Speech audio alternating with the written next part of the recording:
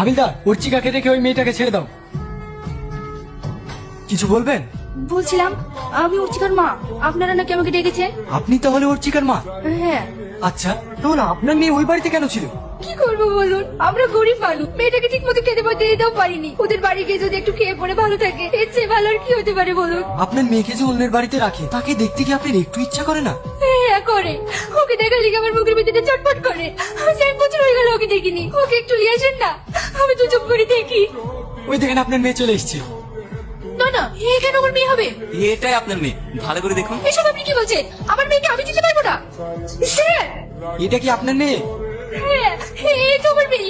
ওরে আমার সোনা, ওরে আমার মধু। স্যার, আমি আমার মেয়েকে নিয়ে বাড়ি যেতে চাই। যাবো স্যার? অবশ্যই যাবে। অর্চিকা, এটা কি তোমার মা? কি হলো বলো? এ অর্চিকা, বল। স্যারকে বল আমি তোর কে হই, আমি তোর মা হই, বল। না, এ আমার মা না, আমি একে চিনিই নি। কি বলছি মেয়েটা?